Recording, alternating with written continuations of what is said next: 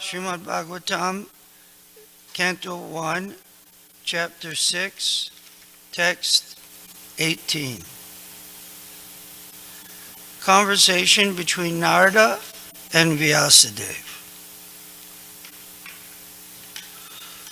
Rupam Bhagavato Yatan Manak Kantam Suchapaham Apasyam Sahasotaste Vaiklavyad Durmana Iva Rupam Bhagavato Yatan Manakantam Suchapaham Apasyan Sahasotaste Vaiklavya Durmana Iva Rupam Bhagavato Yatan Manakantam Suchapaham Apasyan Sahasotaste Vaiklavya Durmana Iva Rupam Bhagavato Tyantan Manakantam Suchapaham Apasyan Sahatotaste Vaiklavya Durmana Iva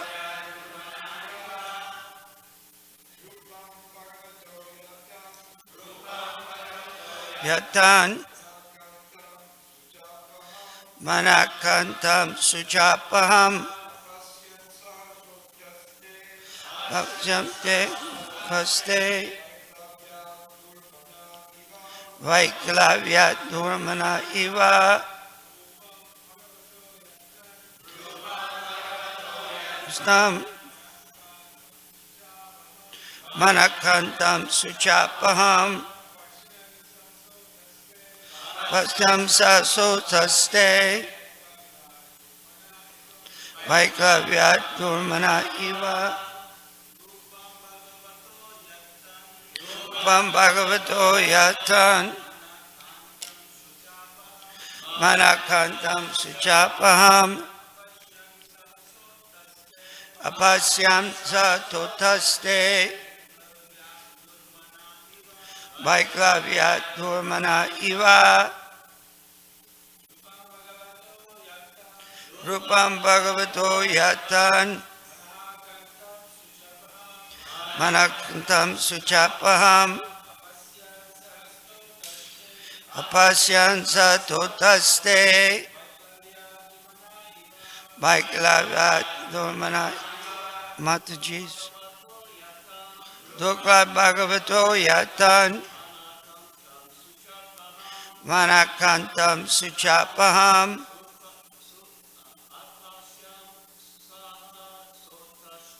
Apasyam Sahasotaste Vaiklavya Durmana Matajis Rupam Bhagavato Yatan Manakantam Suchapaham Pasyan Satotaste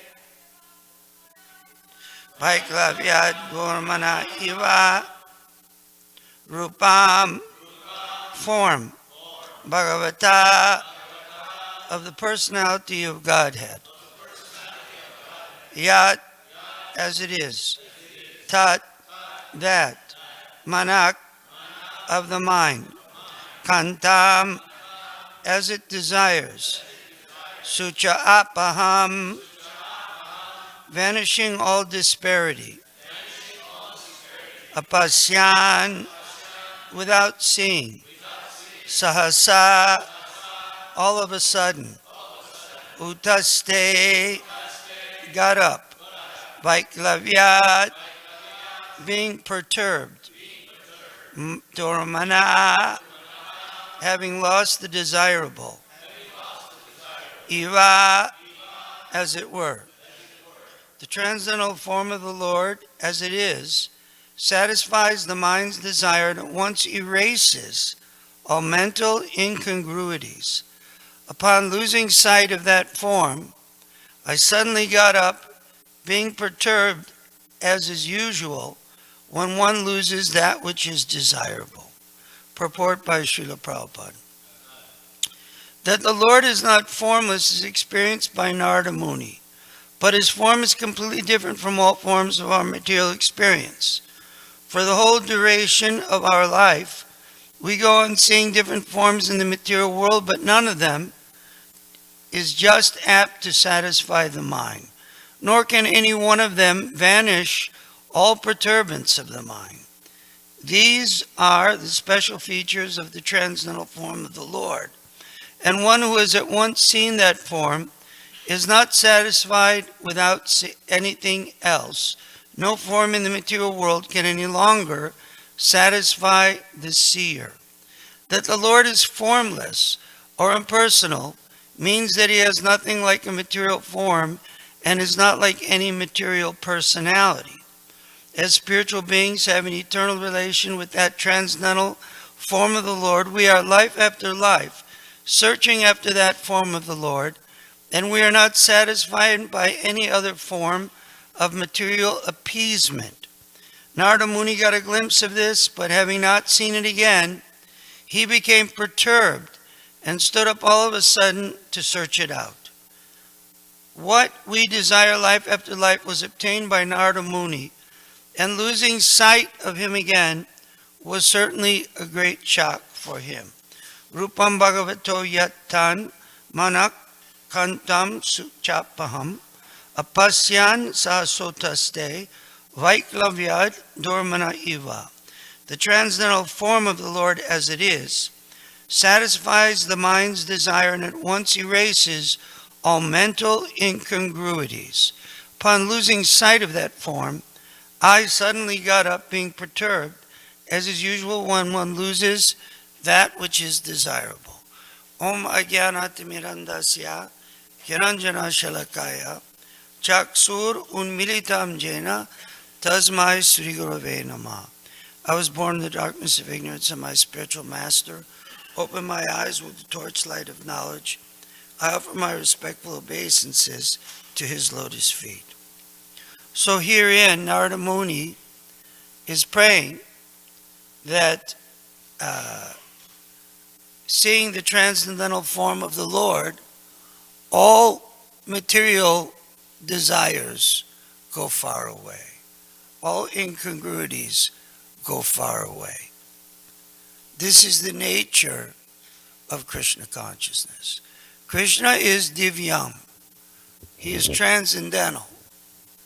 And therefore, when one comes in contact, even by seeing Krishna, by hearing Krishna, by remembering Krishna, one also becomes transcendentalized. One also becomes spiritual.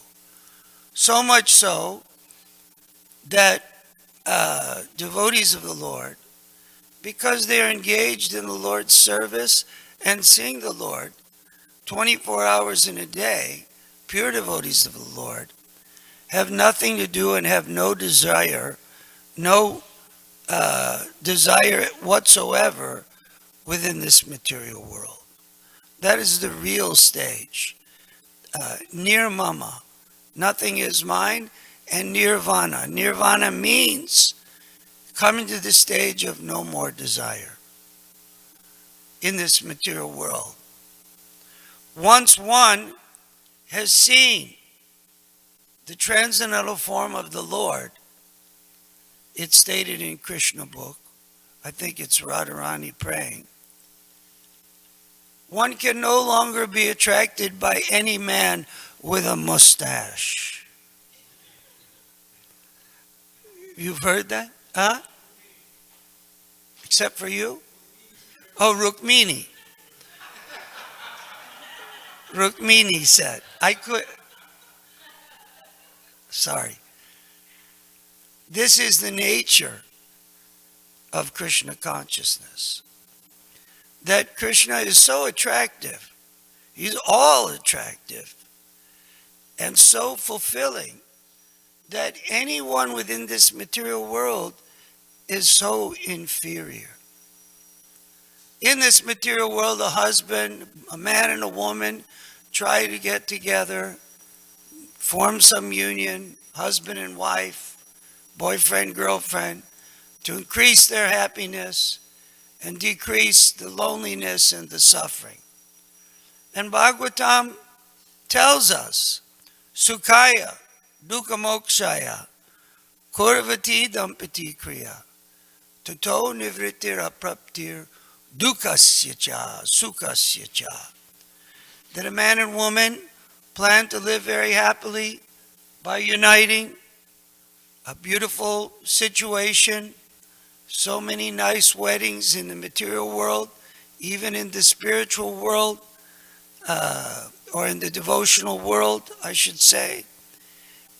But Srimad Bhagavatam states that although they plan to increase their happiness and decrease the suffering, material life means my suffering increases and my happiness decreases. This isn't me, although I kind of agree with that. This is Srimad Bhagavatam stating that although you plan by material movements to increase happiness and decrease suffering, on the contrary, suffering increases, happiness decreases.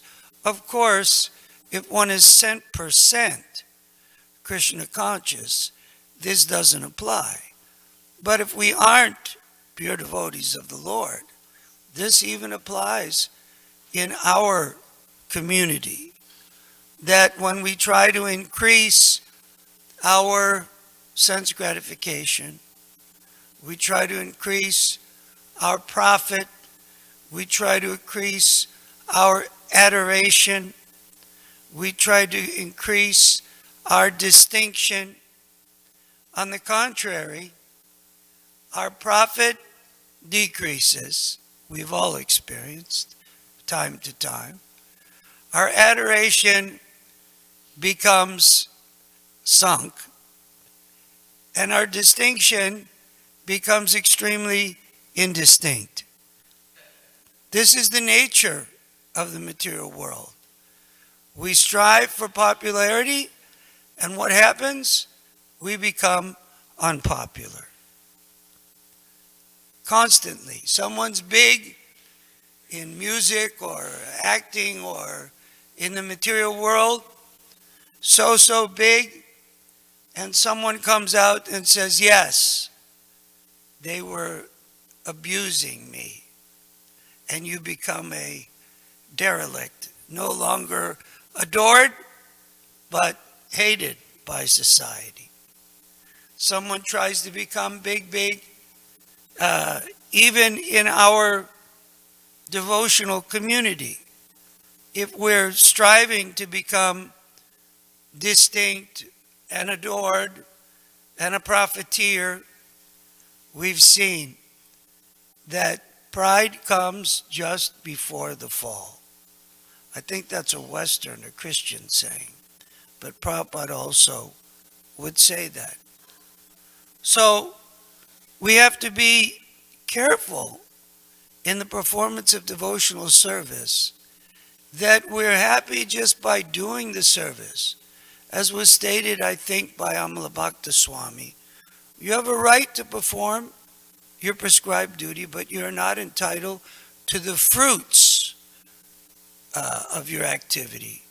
Never consider yourself to be the cause of the results of your activities, and don't be attached to not doing your duty. Bhagavad Gita states, means that we can do our duty, but it's not like we've done something fantastic, or we should be honored because we chanted 16 rounds, or we did some puja, or we did some uh, distribution of Krishna consciousness. Of course, Krishna sees. Srila Prabhupada sees. Vaishnavas see. But we should always consider ourselves fallen and useless. Srila Prabhupada gave that class. Here, I think in LA it was. I think it was when they installed, is it? Rukmini Dwarkanath, Rukmini Dwarkadish. Prabhupada said, I am fallen, rotten, I have no good qualifications. And he started to choke up. This is the mood of the devotee. I can't do anything wonderful. But on the other hand, in this material world, everyone thinks they're very wonderful. They're scholars, PhDs, experts, master's degrees, and so many. Srila Prabhupada said PhD means pilot higher and deeper. That was Srila Prabhupada. You can imagine what he's referring to, piling higher and deeper. And there's a story Srila Prabhupada tells. Once upon a time in Bengal, there was a boatman. In Bengal, to get from one place to another, the boatman would carry people on the Ganga. To go along the Ganga, and there's so many cities. Even today, people still follow this route. Boatman was a simple man. He knew his science of boating. So one day, a British scholar, in those days of occupancy in India, the British were very arrogant for some strange reason. And I think still today, but we won't discuss that. Please forgive me if you're from England. The British scholar got on the boat, and he was bragging, he was a braggart, about his education. My dear boatman, do you know the science of astronomy, by which one can understand the stars and the heavens above? And the boatman, being a simple Bengali man who was just trying to support his family and do his work, said, no, sir, I'm not knowing this. And the scholar said, then 25% of your life is wasted. Then the scholar asked, as the boat ride went on, long boat ride, my dear boatman, do you know the science of algebra, by which one can calculate the hypotenuse of the something he was asking, some science. And the boatman was like, sir, I'm not knowing this. I'm sorry. 50% of your life is wasted. He went on another science that he had become expert in, and the boatman said, no, I don't know that one. Then 75%. Life is wasted. As they're going a little further, long boat ride, the boatman says, my dear scholar, do you know the art of swimming? Because there was a storm brewing. The boat was rocking, raining, thunder, lightning, danger. And the scholar said, well, no, I've actually never learned. And the boatman said, as he jumped into the water to escape the storm and the boat tipping, then 100% of your life is wasted. Prabhupada tells this story. Maybe I told it a little different. But the idea is, If you don't know the science of Krishna, if you don't know that Krishna, Stu Bhagavan Swayam, Krishna is the Supreme Personality of Godhead. And we are his humble servants, not looking for any recognition, like the boatman, doing our seva, not looking for any glory, just doing our simple seva, being happy in the seva, in the service. Then, if we don't know these things, then whatever great quality we may have, Srila Prabhupada states, is just so many zeros. Bhagavatam says, what is that verse that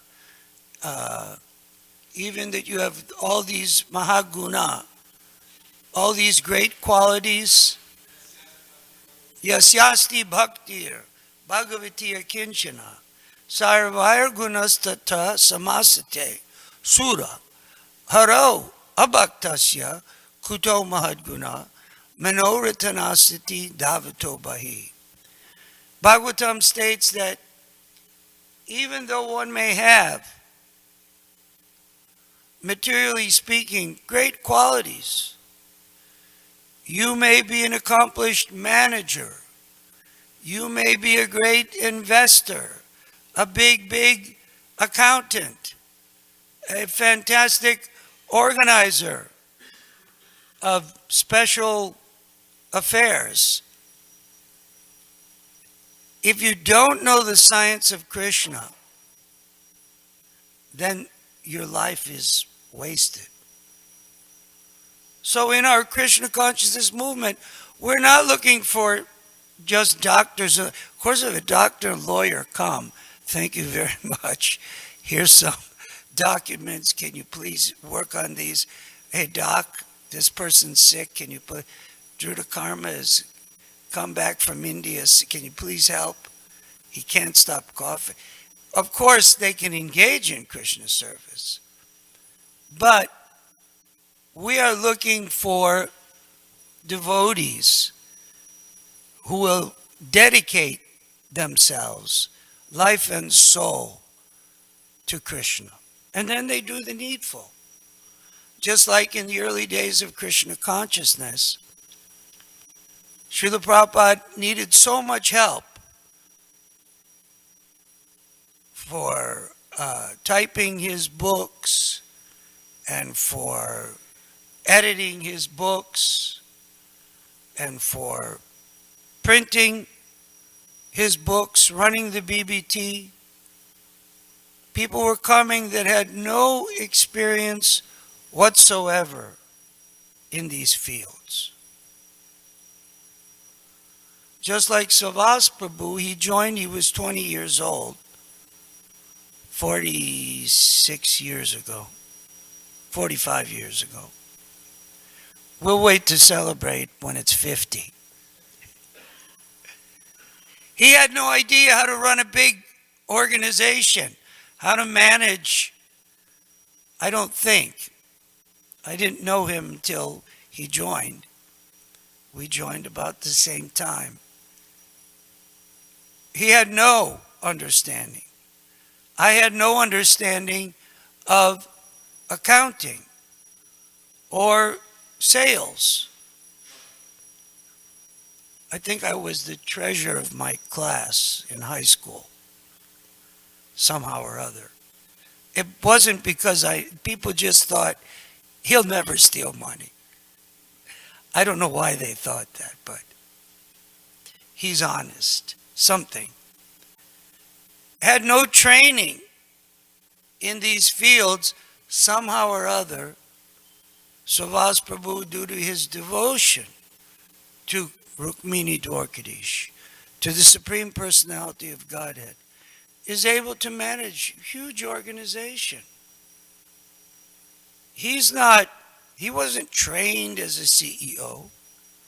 He didn't read books on how to become a temple president a regional manager of BBT.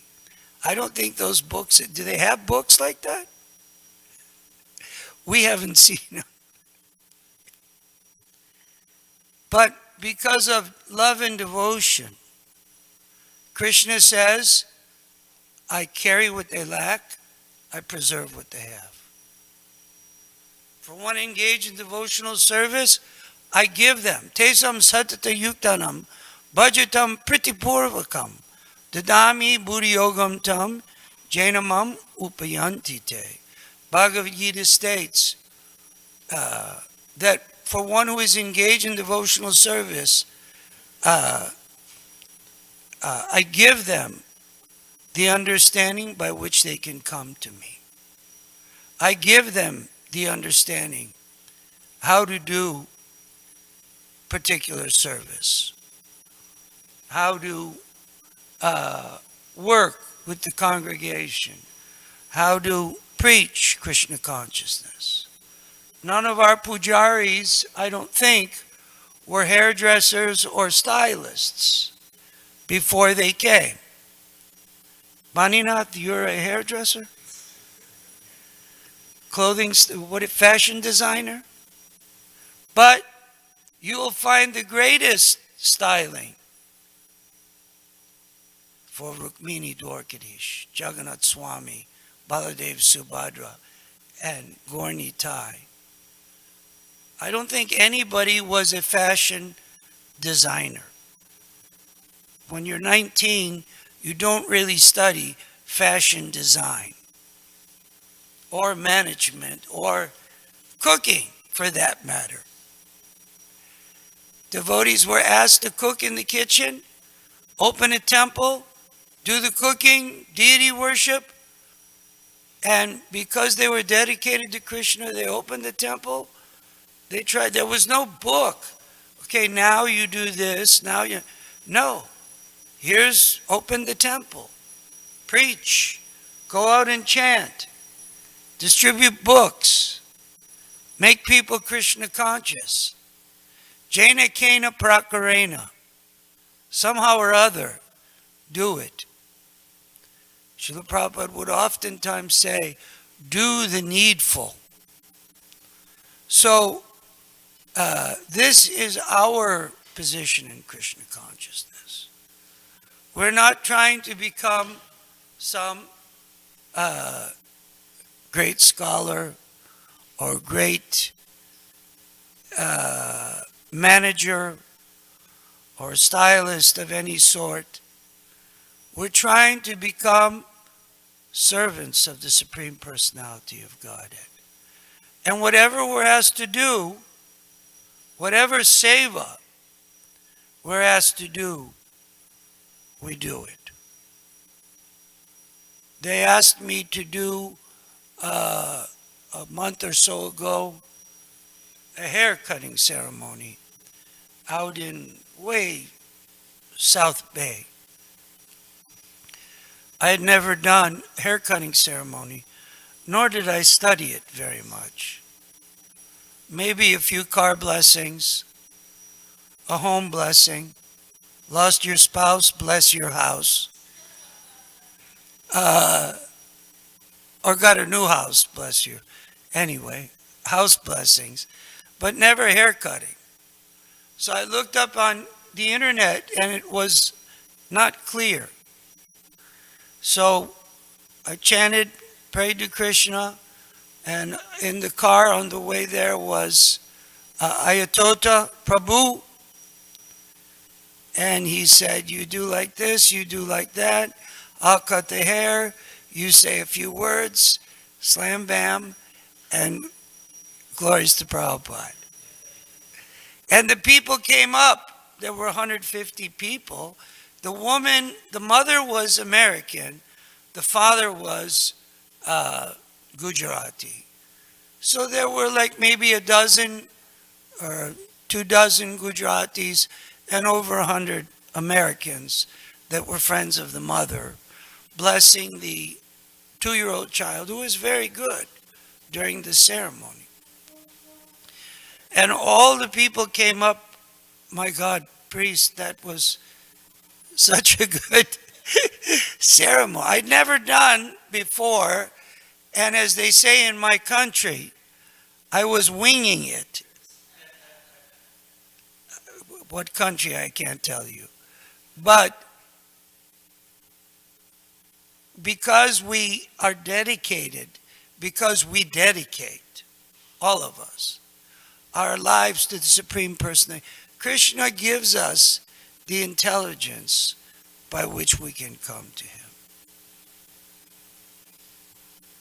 I came to the temple in Seattle, 1973. And I had done some carpentry work for about 3 months. I was involved before joining the movement. In the summer, I was on the crew that breaks up the highway and parking lots. I forget what they call it even. Yeah, it was the drill people. And I was one of the drillers. And then in the afternoon, after we drilled up this huge area, we would take the asphalt, yeah, it was asphalt, and throw it in a truck. So the temple president in Seattle said, what have you done in your life? I said, well, I did some, I couldn't think of what to call it, so I said carpentry. So he said, oh, perfect. He said, can you please fix the, I think it was the prasadam room window. It's a little cracked. I said, okay. So I went into the prasadam room. First day in the temple, I was thinking, should I ask somebody and just appear stupid, or maybe I can see if there's some black tape and I could tape up the broken parts of the window. But someone said, here, I'm going to go to the store and pick up the plate glass, take out this, and then you could put in the new plate. I said, because I was taught, Jai, Prabhu, Jai. So they came back, and that first sheet never made it to the glass window, cracked in several pieces. They went and got a second sheet. I hate to tell you, it's a true story. On the third try, we actually succeeded. Few of us put our heads together and saw this can't be that difficult. It's not that hard. But we had never done it. We prayed to Krishna, and Krishna, in the third try, let us put the window. Of course, Sukadev was extremely upset, but I had given some donation when I joined, so he figured he'd take the payment of the window out of that donation. So Krishna carries what we lack, carries what we have, and provides what we lack. Carries what we have and provides what we lack. If we just become good servants and devotees of Krishna, then, and keep Krishna in our heart and in our mind's eye constantly, then gradually, we become very happy. We're no longer interested in this mundane world or mundane pleasures, and will be qualified to go back to the spiritual world. All glories to Sri Guru and Gauranga.